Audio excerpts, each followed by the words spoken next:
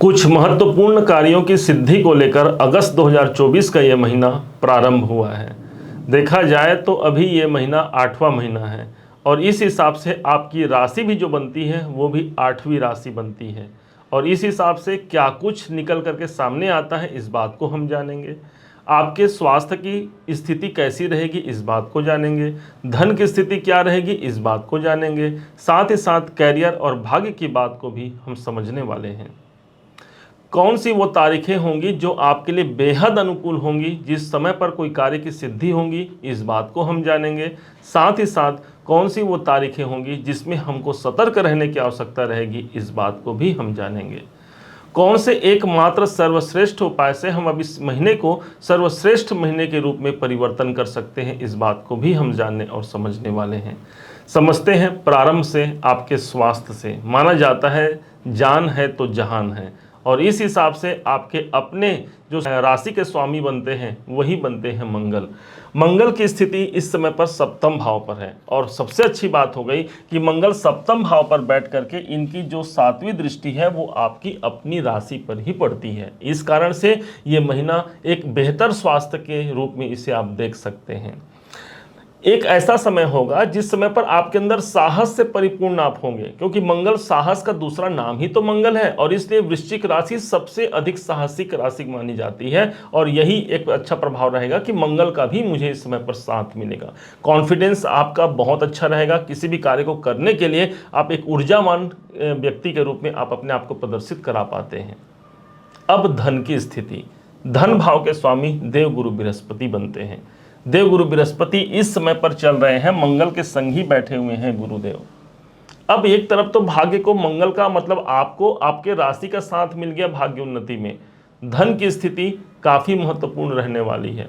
कहीं से धन की रुकावट यदि चल भी रही है तो ये समझिए गुरु देवता आज ही नहीं बल्कि पूरे के पूरे मई 2025 तक आपका सपोर्ट करेंगे, आपका दामन कभी नहीं छोड़ेंगे। यही है देवगुरु बृहस्पति की सबसे अच्छी बात है कि देवगुरु बृहस्पति, भाई गुरु किसी का साथ छोड़ता है क्या? नहीं छोड़ता, और यही धन के स्वामी हैं। इसलिए आर्थिक मामलों पर आपका साथ न छोड़ते हुए किसी आर्थिक मामले तक, आर्थिक अंजाम तक आपको पहुंचा जाता है।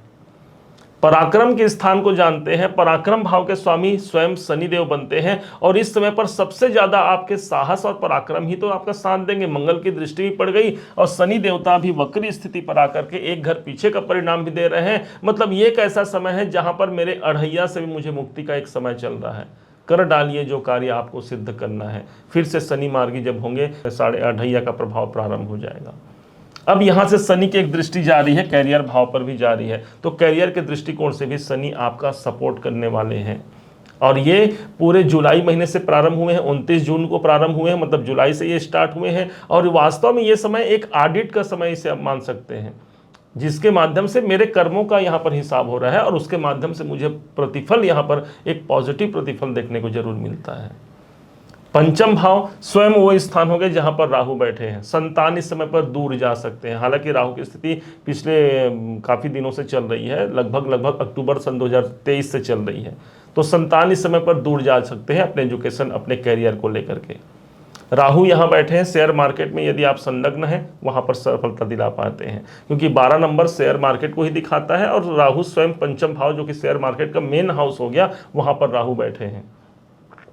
राहु के अंदर मन, भय और भ्रम भी होता है, तो मन में इस समय पर आ सकता है कोई भय, कोई भ्रम की स्थिति उत्पन्न करना, ये राहु का काम है। लेकिन इससे जो बाहर निकल जाए, अपने पॉजिटिव सिचुएशन को जो जमा पाए, एक सकारात्मक सोच को यदि जो उन्नत कर पाए, उनके लिए राहु एक बहुत अच्छा परिणाम देता है। राहु के पास कोई बाउंड्री वाल नहीं है, आपके पंचम पर बैठा है, आपके अंदर अत्यधिक ज्ञान की प्राप्ति होगी और जिसके माध्यम से आप किसी भी कार्य को संपन्न करा पाते हैं। नौकरी की बात करते हैं। छठे भाव के स्वामी मंगल हैं। मंगल अपने से एक घर आगे बैठे हैं। नौकरी में इस समय पर धन की बढ़ोतरी यहां पर हो सकती है। 2 नंबर की राशि स्थिर है, तो यहां पर स्थिरता देखने को मिलेगी। जहां पर आप नौकरी कर रहे हैं वहीं पर स्थिरता रहेगी। अब भाई परिवर्तन कब होगा? तो यदि आप चाह रहे हैं, कोई परिवर्तन का योग चाह रहे हैं, तो ये एक समय होगा 26 अगस्त से। 26 अगस्त से मंगल एक घर आगे प्रविष्ट हो जाएंगे, मतलब ये प्रवेश हो जाएंगे अष्टम भाव पर चले जाएंगे। 6, 8, 12 के स्वामी जब 6, 8, 12 में होते हैं, इसे एक अच्छा संयोग मानते हैं। नौकरी में कोई परिवर्तन का योग 26 अगस्त से प्रारंभ होगा, जो अगले 1.5 महीने तक काफी प्रभावी हो सकता है। अब भाग्य की बात करते हैं। भाग्य स्थान के स्वामी चंद्रमा हैं और इस भाव पर बैठे हैं भगवान सूर्य नारायण। यही सूर्य भगवान भाग्य भाव पर बैठे हैं 16 तारीख तक, 16 अगस्त का समय भाग्य उन्नति के लिए आपके लिए सपोर्टिंग होगा। कोई आपका सपोर्ट कर सकता है, उच्चाधिकारी को, आपके पिताजी का सपोर्ट, किसी दिव्य महात्मा, किसी संत का सहयोग मिल सकता है। आप धार्मिक यात्राएं इत्यादि संपन्न कर सकते हैं, जिससे भाग्य आपका प्रबल होता है। जैसे ही 16 अगस्त का दिन आता है, 16 अगस्त से लेकर के 16 सितंबर तक यही सूर्य एक घर आगे रहेंगे, आपके कैरियर भाव पर चले गए। अब कैरियर भाव पर ये जा करके एक ऐसी अनुभूति दिलाएंगे, भाई सदैव के लिए, आज ही नहीं सदैव के लिए आपके अपने ही कैरियर के एक ही स्वामी बनते हैं, वो है सूर्य, क्योंकि 10वां अधिपति बनते हैं। और पूरे एक साल में एक बार 1 महीने के लिए सूर्य का ट्रांजिट हो रहा है अपने घर पर। तो 16 अगस्त से 16 सितंबर तक कैरियर से जुड़े हुए कोई महत्वपूर्ण परिणाम आ सकते हैं। गवर्नमेंट से आप जुड़े हैं, वहां से एक महत्वपूर्ण परिणाम आएगा। कोई सरकार से जुड़ा हुआ कोई काम अटका हुआ है, वो काम बनेगा, क्योंकि सूर्य स्वयं गवर्नमेंट को रिप्रेजेंट करते हैं। 10वां भाव मेरा काम है, मेरा काम वहां से सिद्ध होगा। सूर्य के पास नेम फेम प्रतिष्ठा है। आपके कार्य क्षेत्र में जो भी आप काम कर रहे हैं, वो नेम फेम प्रदान करने वाले सूर्य ही हैं, जो 1 महीने के लिए अभी प्रभावी रहेंगे। इनकम की बात करते हैं, इनकम भाव पर केतु बैठे हैं। और यदि लाभ में हमको अपने प्रतिशतता जितना हमने कर्म किया है उसके अनुकूल हमें सफलता या लाभ नहीं दिख रहा है, तो देवगुरु बृहस्पति की दृष्टि है, पंचम दृष्टि केतु पर ही पड़ रही है। मतलब गुरुदेव वहां पर मैनेज कर लेंगे, और साथ ही यही देवगुरु बृहस्पति आपके पंचमाधिपति बनते हैं, आपके पंचमेश बनते हैं, जो कि योग कारक है। इसलिए कोई लाभ, कोई अनुकूल संजोग की स्थिति आप इस महीने पर देख सकते हैं। खर्च कहाँ होंगे? 7 नंबर की राशि है। शुक्र इस भाव को रूल कर रहे हैं। शुक्र इस समय पर बैठे हुए हैं 10वें भाव पर।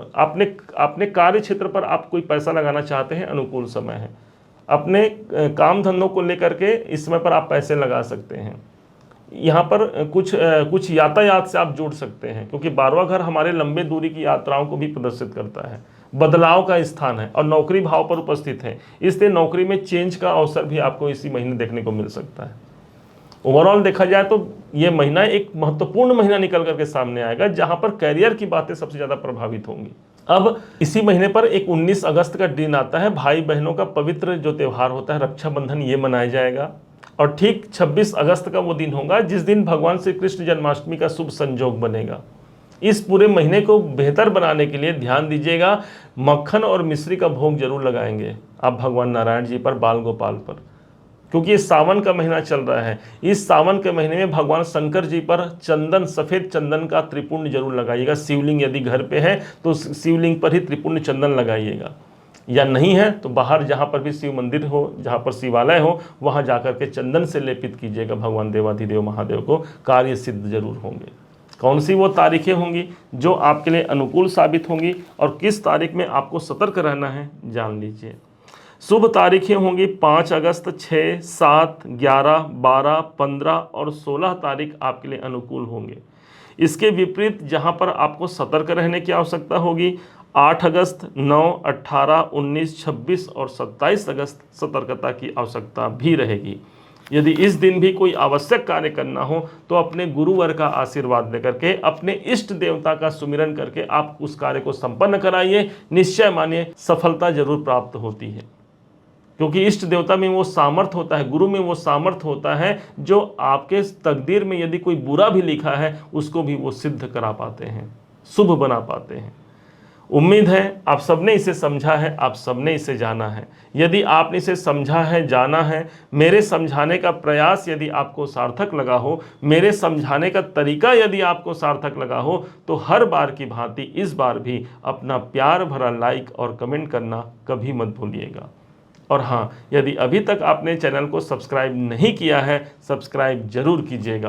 पुनः एक बार फिर आप सभी का दिवस बहुत मंगलमय हो, इन्हीं शुभकामनाओं के साथ जय श्री राम।